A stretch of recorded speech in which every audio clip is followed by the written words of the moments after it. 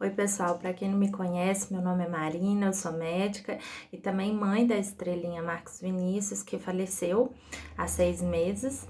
E eu quero compartilhar hoje com você esse vídeo, trazendo algumas informações sobre o luto. Eu acho bastante pertinente esse tema, nesse mês de conscientização sobre a síndrome de Edward, sobretudo para que haja uma explicação sobre o processo do enlutamento normal, o luto normal, e o processo que pode ser uma complicação do luto, que a gente consideraria como um luto patológico.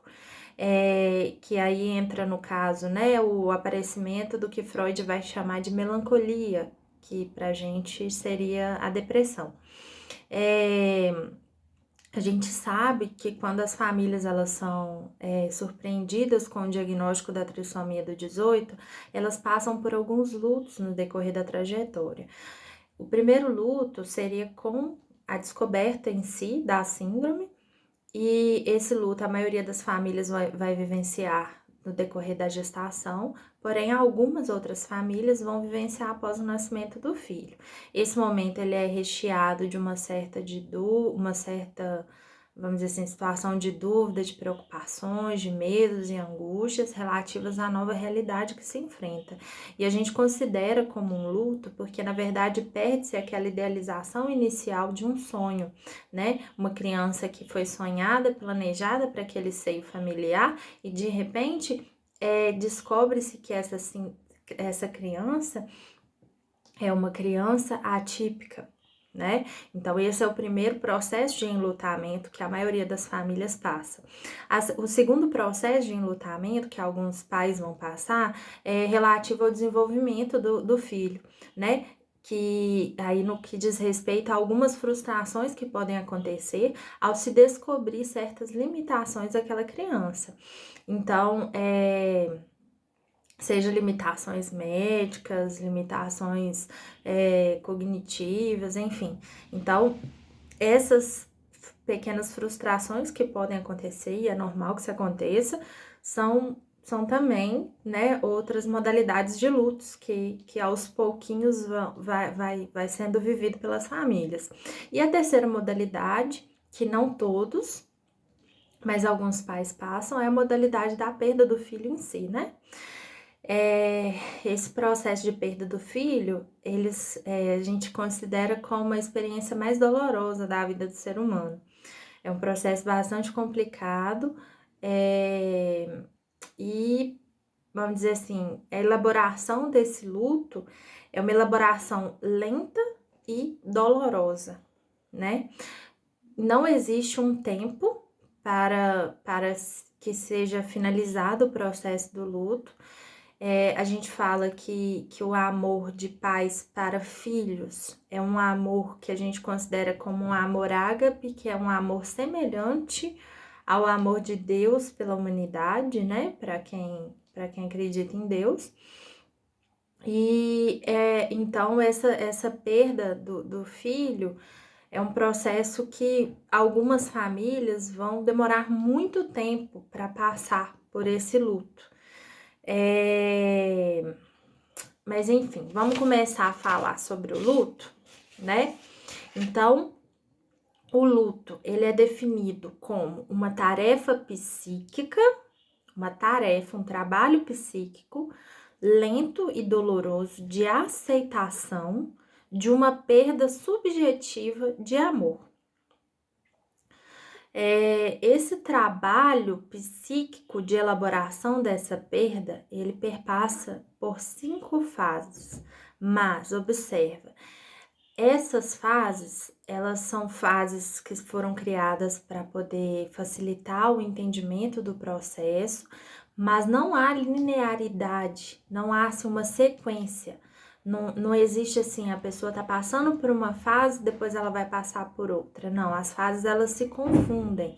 E não necessariamente as pessoas precisam passar por todas as fases. Elas podem passar por 3, 4 dessas fases, às vezes até 2, até ocorrer a aceitação. Mas é importante essa divisão porque são fases marcadas por determinadas características. Então, essa primeira fase, que seria a fase da negação, observa-se uma tentativa inconsciente de negar aquele problema.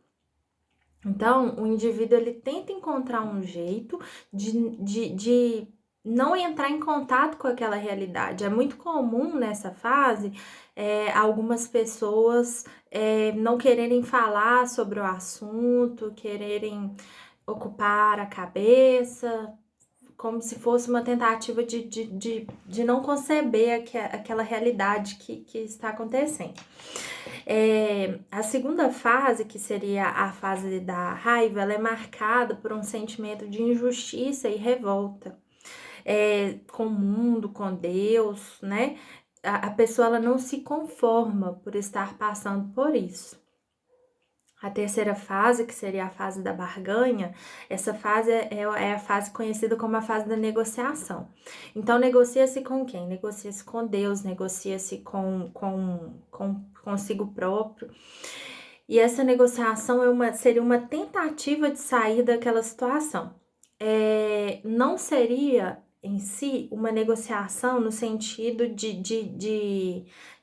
vamos dizer assim, não é o sair da situação, não entende-se, por exemplo, eu quero que meu filho que faleceu volte. Muitas vezes ela é discreta. Vou dar um exemplo meu. No meu processo de enlutamento, eu passei pela fase da barganha, ela foi bastante marcada, mas a barganha que eu fazia era relativa a um sonho, a uma necessidade de sentir o meu filho próximo. Então, todos os dias eu pedia muito um sonho, eu pedia a Deus um sonho que eu pudesse sonhar com ele, um sonho real, e que através desse sonho eu sentisse ele próximo a mim. Então, cada um vai vivenciar de uma forma essa fase da barganha, mas seria essa fase marcada pela negociação. A quarta fase, então, que é chamada de fase da tristeza, é quando a pessoa ela se retira do mundo e ela volta-se para o mundo interno, com um sentimento de impotência e um sentimento de melancolia. Esse sentimento de melancolia, ele é bastante perceptível por quem está ao redor dessa pessoa, e é interessante que a pessoa nessa fase, ela tende a interessar apenas por assuntos que remetem àquela perda daquele eu falo objeto de amor, mas no sentido psíquico, né? Só interessa para aquela pessoa assuntos relativos ao objeto de amor perdido.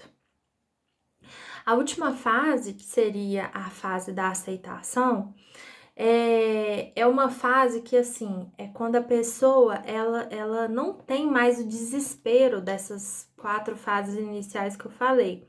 Então, a pessoa, ela tem um retorno da energia para poder prosseguir, né? E aos poucos retomar esse ritmo complexo da vida. Quer dizer que a pessoa não vai chorar mais depois que ela aceitar? Quer dizer que ela não vai ser pega por sentimentos ocasionais de tristeza e raiva? Não quer dizer isso. A pessoa na fase da aceitação, ela continua passando, vamos dizer assim, por processos de volta de pensamentos, de algumas coisas, mas não há o desespero. E essa aceitação leva a pessoa a conseguir prosseguir, então, com a vida, e espera-se que com o tempo as lágrimas e as palavras elas vão se gastando espontaneamente. Percebe que a aceitação não é dizer assim, o tempo cura, não. O tempo, na verdade, ele tira o incurável do centro das atenções. Então, mais ou menos por aí seria a aceitação do luto. Então, o luto, ele é um processo que ele tem que ser vivido, é um processo que é igual você não pode tirar uma borboleta, uma lagarta do casulo, certo? Então, porque senão se você tirar a lagarta do casulo, ela vai morrer, né? Você tirou ela ali antes da hora. A mesma coisa o luto. É um processo doloroso, é um processo lento, mas é importante que a pessoa passe por essas fases para poder ter essa aceitação. Como se diz, a vida cobra cada choro não dado, né? E a verdade é essa mesmo. A gente deve viver o luto, apesar de doloroso. E aí, eu gostaria de falar também a importância do acompanhamento profissional, né? Sobretudo aqueles profissionais da área de saúde mental, seja psicólogos, médicos, enfim, os profissionais, eles atuam sobretudo no reconhecimento dessas fases, de saber exatamente onde aquele indivíduo, em qual fase aquele indivíduo ele se encontra, e também no reconhecimento desse luto complicado. E aí, esse luto complicado, que é quando surge a melancolia ou a depressão, que eu falei com vocês, como que seria a marca dele? Então, a depressão, ela vai resultar de uma perda de energia. Perda de energia vital, que a gente fala. É uma incapacidade de aceitação daquela perda. E essa incapacidade, ela faz com que o indivíduo não consiga ver um mecanismo de substituição. Esse mecanismo de substituição, ele está muito relacionado ao que Freud fala. Não seria, no caso, substituir um filho, que é algo insubstituível, mas no caso, substituir, de repente, o amor daquele filho. Então, por exemplo, eu não posso mais amar o meu filho porque o meu filho não se encontra mais aqui. Eu consigo amar espiritualmente, o vínculo, né, entre pais e filhos, ele é eterno e tudo mais, mas aquela manifestação eu não consigo por ter perdido. E aí, nesse sentido, a substituição, ela entra como aquela tentativa de passar esse amor para outro, certo? Seria outro filho? Não, não seria outro filho. Seria um amor que de repente ficou ali guardado, mas que ele possa ser transferido para outra pessoa. Freud vai chamar de libido, que seria um prazer, assim, uma libido, um amor, para que ele possa ser repassado. E aí, na depressão, quando não consegue-se esse mecanismo de substituição, concebe-se então uma morte do eu. O eu morreu junto com a perda do objeto de amor. E aí, nesse caso, a depressão, se não bem tratada e acompanhada, ela pode ser muito perigosa para o indivíduo, né?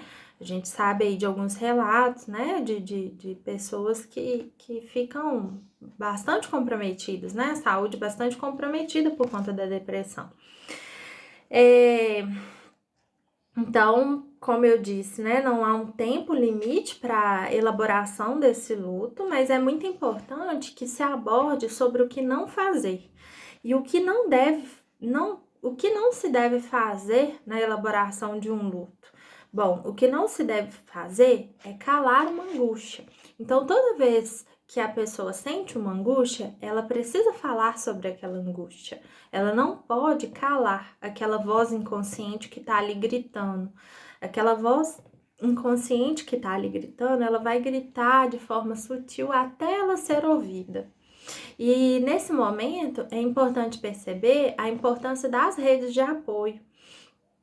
E aí as redes de apoio, cada pessoa vai ter as suas próprias, seja amigos, familiares, seja a igreja, seja, no caso, redes profissionais, e aí, no caso, eu já vou até exaltar também a questão da associação da síndrome de amor, né, por favorecer esse acolhimento, esse apoio, essa troca de informação entre as famílias, que eu acho extremamente importante, sobretudo naqueles casos que é preciso desenlutar os pais que estão com filhos vivos, né? Então, eu penso sempre assim que a família que tem um filho vivo, seja na barriga ou seja dentro de casa, ela não deve se enlutar. Na verdade, ela se enluta, mas ela precisa passar por esse enlutamento, ela precisa aceitar aquela realidade, né? Porque o filho tá ali, tá vivo, não é fácil, nós sabemos que não é fácil, medos, angústias e preocupações, mas aí tem essa questão da rede de apoio, né? Essa troca de experiência, esse dividir angústias, que é extremamente importante, né? Então, essa rede de apoio, na verdade, ela vai servir de suporte para aquela pessoa que está passando por um momento de fragilidade, né? Até que aquela pessoa que foi contaminada pela síndrome do amor, que ela possa também desempenhar o seu papel fundamental na vida, que é o quê? Ser uma fábrica de amor. Então eu brinco com as minhas companheiras de gestação que a partir do momento que a gente é contaminado assim pela síndrome do amor, nós passamos a ser também fábricas desse amor. Todo o amor que precisamos receber, que recebemos no decorrer da vivência de todo esse processo, né? De elaboração desse diagnóstico e de todas as implicações relativas a ele, nós passamos também a ser fábricas de amor, né? Eu acho que é mais ou menos isso que eu gostaria de falar aqui hoje. Peço desculpa qualquer coisa, agradeço imensamente o convite de poder participar dessa formação, né? Nesse mês de conscientização da Síndrome de Edward. É um assunto bastante complexo, difícil de sintetizar em alguns minutos, mas eu acredito que talvez eu tenha explicado um pouco sobre a questão do luto. Um grande abraço para vocês, muita luz para todos nós.